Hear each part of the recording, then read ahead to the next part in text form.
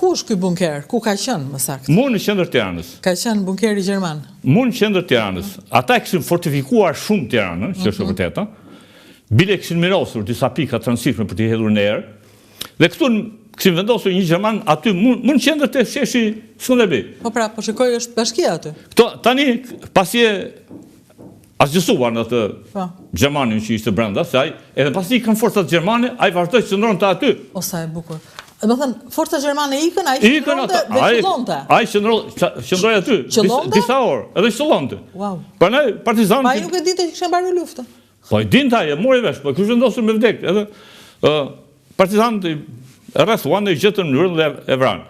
Tani janë aty duke e parë atë me kërshëri, duke e parë. Njeriu brenda. Jo, nuk e di ai, mund ta kenë marrë, mund të qenë tjerë që kanë ardhur më vonë, po shumë.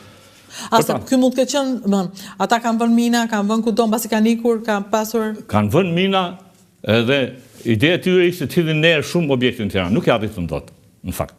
Me ata shkathrime bën ata, bën bombardime. Po kishin edhe mjete, edhe forca kishin. Jo vetëm gjermanët kanë bombarduar dhe anglo-amerikanët Tiranën. Gabimisht. Ka qenë një gabim 43-shin e kanë bombarduar, po në luftën e Tiranës kanë bombarduar dhe avionët alat, po nuk kanë bombarduar objektet civile. E kuptoj. Kanë bombarduar objekte që ishin të gjermanëve dhe kanë luajtur një rol shumë pozitiv bile. Dakor, njerëz janë vrarë. Jo shqiptarë. Edhe shqiptarë kanë ndodhur në 43-shin kanë ndodhur. Po, tek radio, u qëllua tek radio. Ata thanë gabimisht, po gjithsesi lufta i ka të gjitha. Ku është ky moment? Ky është momenti 28 nëndorit 1944, kur qeveria demokratike e krijuar në Berat, vjen në Tiranë, dhe atë ditë festohet 32 vjetori i pavarësisë dhe dita e çlirimit të Tiranës. U vendos, ai shkruaj me 17, po u vendos të festohej në 28. Me 28 për arsye se edhe bëhej me festën e pavarësisë, ndërkohë edhe ambienti rregullohej, kështu edhe është duke folur aty. Siç e sheh ka një blok me letra që që Elvis kështu, fjala e tij e njohur, e botuar gjithsesi e njohur. Ja, duhet të pyes pak për këto datat. Ka të ngjarë që datat janë vendosur pak në kuptimin, meqense 28-ën e kemi të pavarësisë, të mos i bashkojmë, ta bëjmë 29 çlirimin. Ka të ngjarë të jetë një gjë e tillë? Jo. Jo. Bile ka qenë dëshira, ka qenë e kundërta, këta më kanë konfirmuar veteranët që kanë marrë pjesë në luftën e Shkodrës. Ata më kanë thënë Nikolaj s'po ja kujtoj emrin tani, e të tjerë që kanë marrë pjesë atje, më thonë, ne na thoshin ata komandantët tanë, si komandant batalioni Nikolaj, që o burra ta shirojmë me 28 Shkodrën, se donin ta përsëritin historinë për herë të tretë. Një herë Skënderbeu, një herë Ismail Qemali, tani e treta e vërteta. Mirë po, që e pamundur. Nuk është se ishte lufta nuk ka thjesht vetëm dëshirë. Gjermanët ishin aty në Kala, kishin vendosur që me koha do një artilleri shumë fuqishme. Në Kala? Po, në Kala, po edhe në vendet e tjera kishin fortifikuar dhe me gjithë sulmet që bën forcat partizane nuk arritën dot të hynin brenda në qytet. Me datën 28 pasdite ata filluan të tërheqen. Me 28 pasdite. Për arsye e thjeshtë duket se me 28 u hap ura e Bjoqës në Malzi. Një urë e Bjoqës që kalon, më thonë, është mbi lumin Maraqa, forcat partizane jugoslave kishin bombarduar dhe gjithë kolona gjermane nga Bjoqja e deri në Shkodër kishte merr në rrugë. Shkodra ishte pika fundore e gjermanëve. Pika fundore. Tani me 28 kur u hap ajo, filloi kolona të lëviz përpara.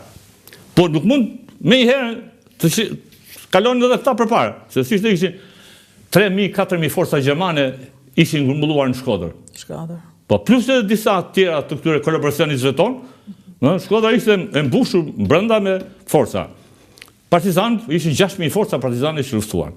Dhe çlirimi i vërtet ka ndodhur në mëngjes të datës 29. Ka nikur të fundit, domethënë, në 29. Ka nikur të fundit për pavia gjermane, ka ikur e fundit dhe në orën 2 të natës, ajo është ndeshur, mu afër që në gjytë me qytetin, Ura Magjarit që dhe, është ndeshur me forcat e Brigadës 22. Brigadës 22 dhe Tiranës. Dhe kanë bërë luftë. Dhe Brigadës 22 ka vrarë disa prej tyre, prapavis, dhe ka zënë 30 robër. Mes tjera është edhe Hansin, një nga komandantët të kësaj prapavie. Dhe kemi majtur në burg deri në 53-shin këtu. Atëherë liru Hansi e ka shkruar.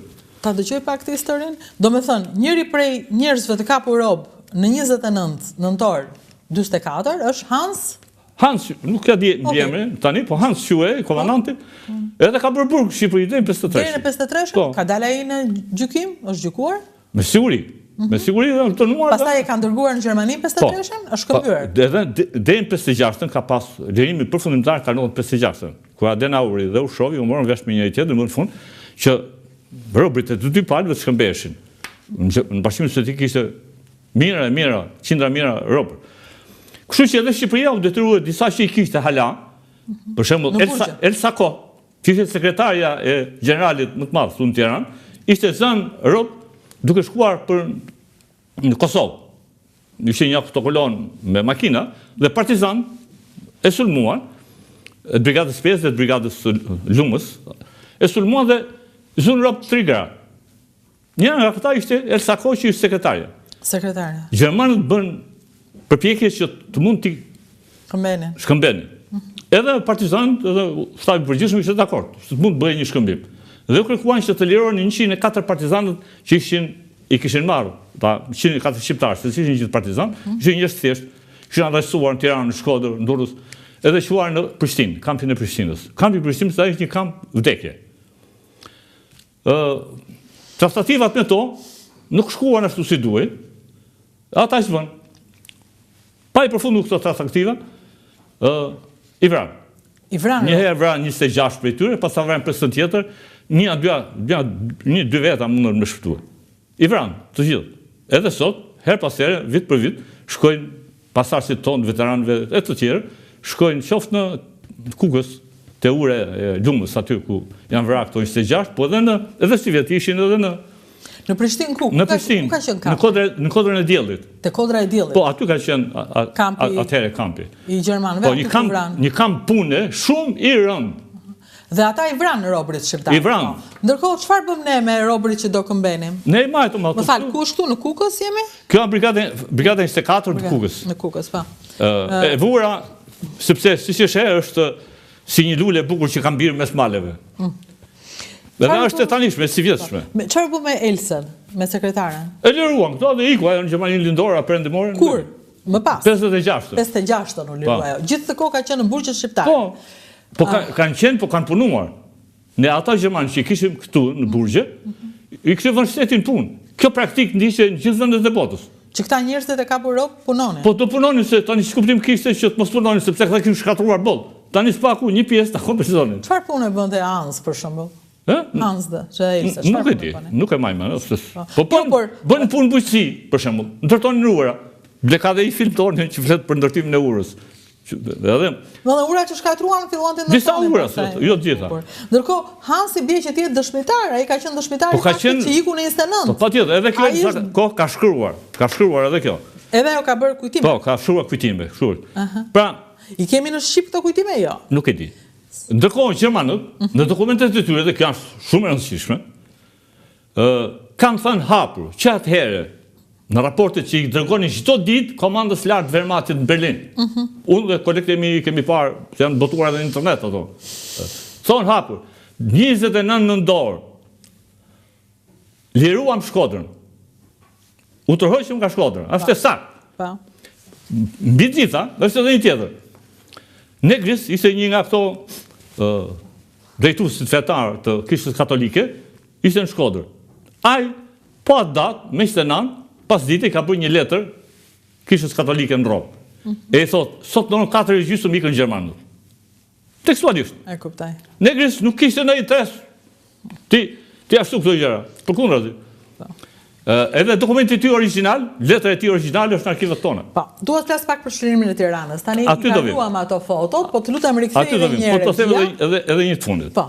Ndërkohë regjia më rikthen fotot. Kishte ato fotot para pak. Ato fotot që dukeshin si pikturat e Ramës, në fakt ishin jo mbaj këtë edhe kjo kanë. Tiranës. Kjo, po. Edhe kjo kanë. Po, me 29 dorë të 44-s, Mehmet Shehu ishte përpara Dajtit, hotelit që. Po. Edhe aty gjen Muhamet Prodani. Muhameti ishte komandanti i brigadës së parë, pas selam Mehmeti ky u bë komandanti i brigadës së parë. Ai thot, hajde Muhamet, dhe të hym te komandanti. Enver Hoxha kishte vënë zyrën aty. Po. Po mirë, a dhe hyn. Sa hym atje, thot Muhameti, në kujtimet e tij, kujtimet cilat ja ka marrë një gazetar i ushtrisë, Duka me mbiemër, Apostol Luka, vllai Arben Dukës, pa Apostoli ka qenë gazetar i nivelit lartë. Dhe profesor Milo i ka vlerësuar shumë këto intervista që u ka bërë atyre, i ka bërë intervista me të vërtet profesionale. Dhe thot shu, ky Muhameti, hym atje dhe komandanti na tha që ja tani merr një radiogram nga Tahir Kadareja, ishte komandanti i divizionit 2, e më njofton se Shkodra u shirua. Edhe ja radiogrami thot.